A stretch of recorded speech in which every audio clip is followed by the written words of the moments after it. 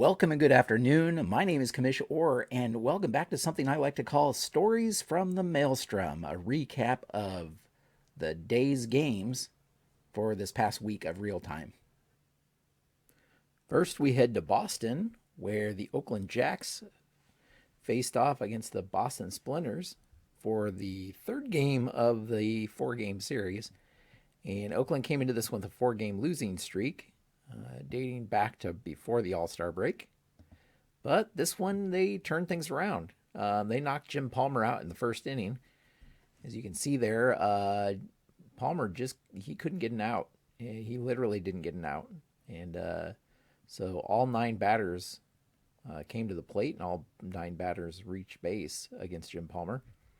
And he was pulled out for Catfish Hunter after that, who was able to kind of get out of the inning for him and pitched 7 innings total, only allowing 3 earned runs himself on 2 homers, one by Hank Greenberg and one by Mickey Cochran.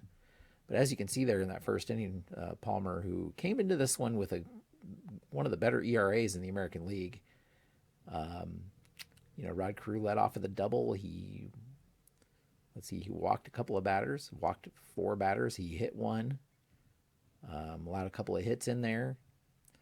Overall, 7 earned runs 4 hits, 4 walks. Despite all of that, his ERA is still only 4.37, so not too bad, actually. But that just goes to show how great he was pitching up to this point.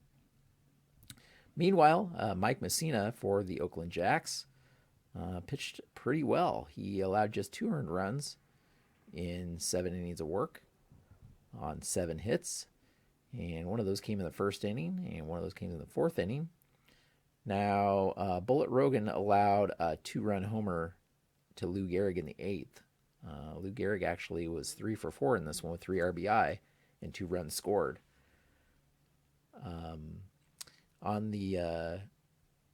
For Oakland, we had Hank Greenberg was 2 for 5 with 3 RBI there. I had mentioned before that he had that 2-run homer. And, overall, they did pretty well. Both teams had 11 hits. With the win, Oakland moves to 13-15, and Boston falls to 17-11, still in first place in the American League. Now let's head over to Los Angeles, where the Houston Hoots faced the LA Dynamos. And the game before this one between these two teams went to 10 innings. And in that case, the Dynamos topped the Hoots, but this time it was just the reverse. Once again, though, the Hoots couldn't hold a lead. And in this case, Roberto Clemente hit a 2-run homer in the 2nd off of Greg Maddux. They added another run with a solo shot by Mike Schmidt in the 5th.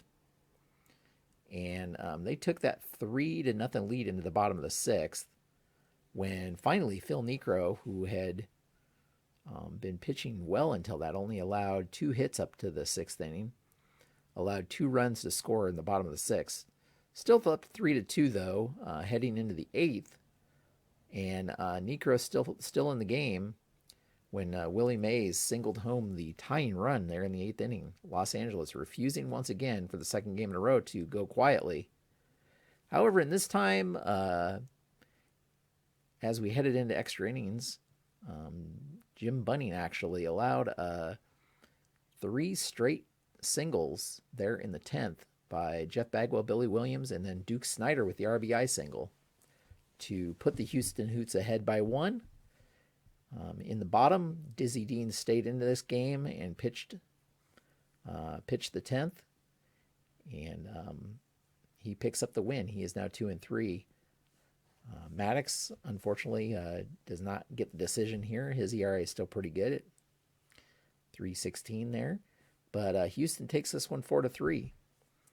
Houston now they improve to 12-17, and LA falls to 15-14.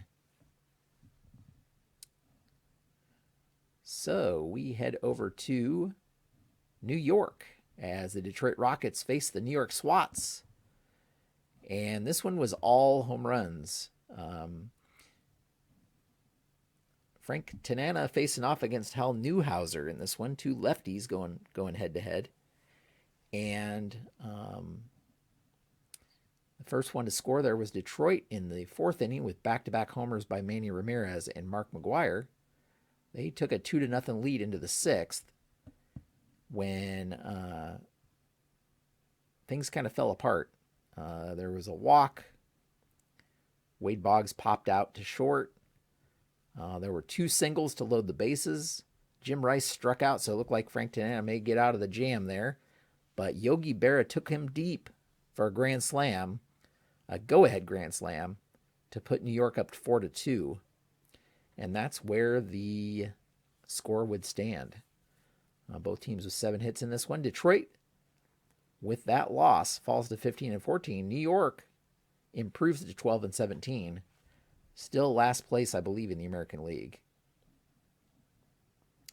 Finally, we head over to St. Louis, where the Chicago Docs faced off against the St. Louis Wizards. And this was another extra inning game. These teams were kind of swapping home runs back and forth. Starting in the first inning, the very first batter of the game, Todd Helton, took Juan Marichal deep in this one for a solo shot to lead off the game. They added another solo home run in the fourth by Barry Bonds.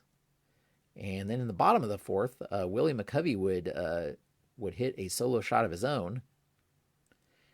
And with that 2-1 score leading into the sixth, Orel Hershiser on the mound for the Chicago Docs walked Stan Musial, and then Willie McCovey hit his second home run of the game, a 2-run shot to put the St. Louis Wizards up 3-2. Not to be outdone, though, in the top of the seventh, Jeff Kent responds against Juan Marichal, who is still pitching at this point, with a 2-run shot of his own to put Chicago back on top 4-3.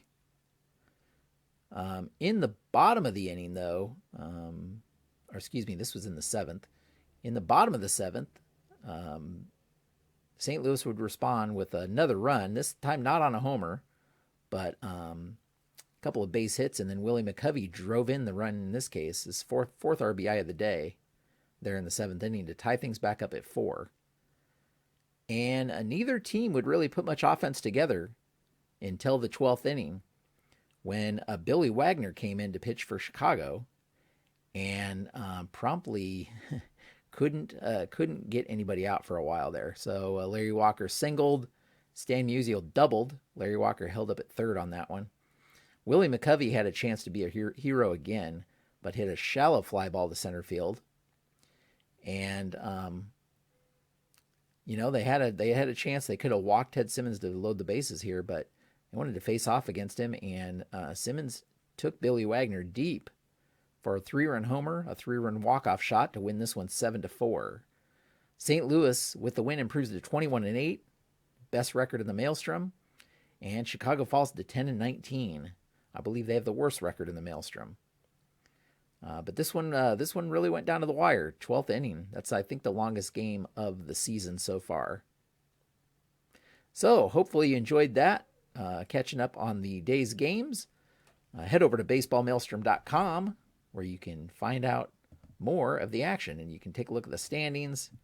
And if we take a look at the standings, we can see that Boston is in the lead in the American League by 2.5 games. St. Louis is ahead in the National League by 6 games. We'll see if anybody can catch them. Thanks again for watching, and until next time, have a great evening.